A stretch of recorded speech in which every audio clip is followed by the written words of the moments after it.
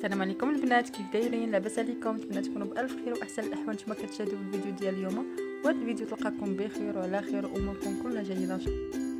وهذا الفيديو ان شاء الله غادي يكون فيه واحد الروتين مسائي بسيط، فيه حويجات بساط اللي تقد تفيدكم، وكنتمنى هذا الفيديو هذا تخرجوا منه بافاده يعني وتستافدوا منه ويعجبكم. هنايا غادي ندوز نغسل هاد المان هادو د الغدا وديال الكوطي. في الغدا ما كانش عندي شي مان بزاف، قست عليهم وخليت تيست عليهم مان ديال الكوطي، ونتا كنبقى نغسلهم ونجمع هكا شويه الكوزينه هذه. يعني راه ما عنديش بزاف د الروينه، ندير غير هكا غسل الاواني وصافي اللي بقاو لي من مورا الغدا. غادي نغسل هاد الاواني هادو ولا المان، وغادي ندوز هكا نوجد معكم واحد الوصفه ديال العجاء اللي كتجي سهله ودغيا كتوجد، خاصه بالنسبه للنساء اللي كيكونوا خدامين وكيجيو عيانين وكيبغيو شي حاجه اللي توجد دغيا وما كتبغيش مجهود بزاف. هذه يمكن اسهل وصفه غادي تشوفوها معايا. وفي هذا الفيديو هذا ان شاء الله غادي نشارك معكم فيه نيت واحد موزه المكياج ولا واحد المكيون اللي كنوجدوه بواحد المواد طبيعيه وماشي مضر ما والو، يعني مواد طبيعيه ومتواجده في كل البيت وصحي للبشره. كما كنعرفوا داك موزه المكياج كيكون الثمن ديالو غالي وما كنعرفوش المنتوجات ديالو. هذا واحد موزه المكياج بالمنزل. خليكم معايا في الفيديو ديالي حتى الاخر، اللي كنتمنى ينال الاعجاب ديالكم. فرجه ممتعه.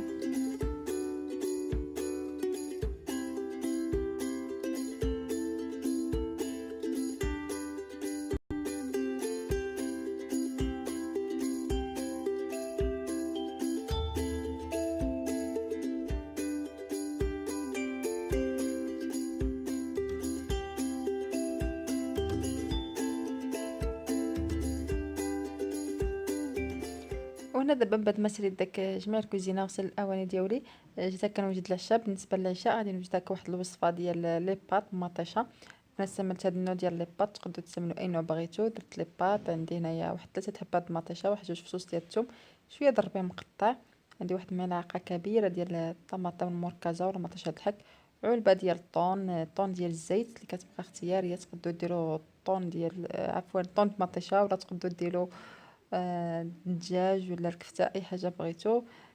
وهنايا عندي شويه د الماء درتو في الطابه باش يغلي، باش نسلق فيه لي بات. كما قلت لكم هاد الوصفه دغيا كتوجد وكتجي لذيذه، خاصه الناس اللي كيعجبوهم هكا لي بات. هذه اسهل وصفه يمكن توجدوا بها لي بات. غادي ندير لي بات ديالي يتسلقوا. هنايا مطيشه انا ما كنحكاش، كنطحنها في المولينكس. من بعد ما كنقيها وكنحيد منها ديك الزريعه كامله وداكشي كله اللي خصو يتنقى، كنطحنها في المولينكس ودوك 2 فصوص الثوم فصوص الثوم. كتجيني اسهل طريقه هي هذه. هنا من بعد ما غلى معايا داك الماء زدت فيه شي شويه د الملح وشي شويه ديال الزيت، غير نقيت هاد الزيت باش ما كتفيتش معايا، ودرت داك لي بات ديالي يتسلقوا صافي. هنا غادي نخلي داك لي بات يتسلقوا. في هاد الاثناء غادي ندوز نوجد لاصوص. كما قلت لكم انا مطيشه ما كنحكهاش، كنطحنها في المولينكس باش كتطحن معايا مزيان. وكنزيد مع داك 2 فصوص ديال الثوم حتى غادي نطحنهم. غادي ندوز نطحن هاد المطيشه هادي ونرجع لكم بعد ما نطحنها هكا كما قلت لكم في المولينكس ونرجع لكم.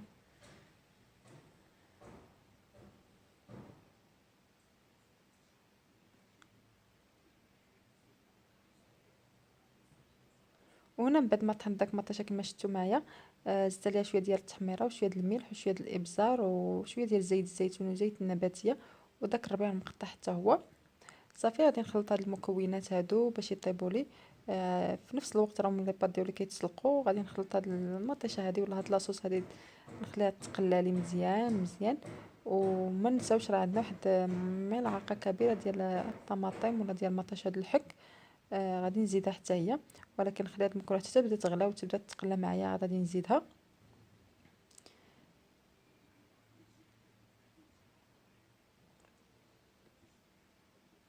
انا كما كتشوفوا راه بدات كتغلي معايا. غادي نزيد داك المطيشه ديال الحك ونخليها طيب مزيان على من ما يطيبوا لي بات وصافي. وهنا في هذا الاثناء كما كتشوفوا لي بات ديالي طابوا لاصوص ديالي حتى هي واجده. هنا تقدروا تاخذوا هكا الناس اللي كيعجبهم يديروا لاصوص فوق لي بات يقدروا يديروا هذه الطريقه، كيهزوا لي بات ويزيدوا شويه لاصوص فوق منهم. والناس اللي بحالي كيعجبوها تخلط كلشي. انا كنخلط كلشي باش داك لي بات كيتلبسوا مزيان بداك لاصوص، وكتجي داك الحبه ديال لي بات فيها هكا لاصوص ومشربه مزيان داك لاطريه وداك الشيء. صافي كنخلط كلشي وكنخليه يتقلى هكا على البوطه مزيان مزيان باش كيتشربوا مزيان وكيتقلاو مزيان، وداك لي باط كيتشربوا داك العطريه ولا الصوص. كنزيد عليهم داك الزيت ديال الطون. الا كنتم دايرين هكا درتوهم بالطون كنزيد عليهم دابا يعني في هاد الاثناء الزيت ديال الطون باش نسمهم. صافي لي بات ديالي دابا من بعد ما وجدوا كما شفتوا كنقدموهم، كنزيد عليهم داك الطور من الفوق، وكنحك لهم شويه الفرomاج الاحمر اللي كيبقى اختياري. صافي هذا هو العشاء ديالتي هو واجد. دابا غادي ندوز نتعشى ونرجع باش نشارك معكم ولا نعطيكم المقادير ديال الوصفه ديال الموزيل المكياج، اللي كما قلت لكم بواحد الوصفات متواجده في كل بيت. وخليكم معايا تكملوا معايا الفيديو حتى الاخر.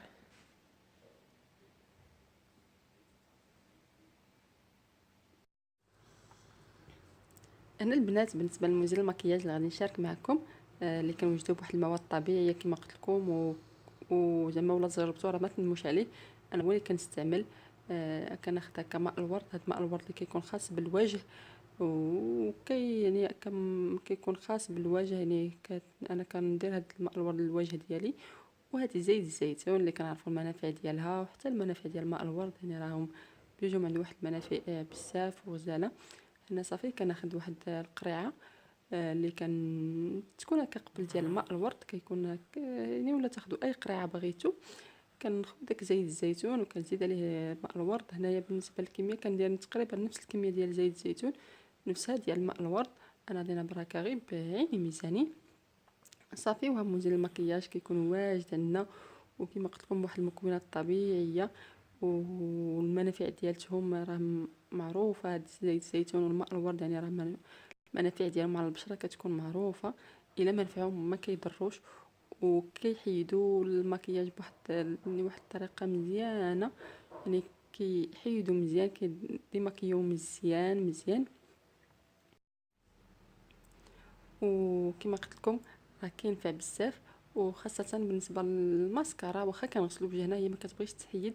يعني هاد المنزل المكياج اللي صايبت معكم، ولا هاد الوصفه اللي عطيتكم غادي تنفعكم بزاف.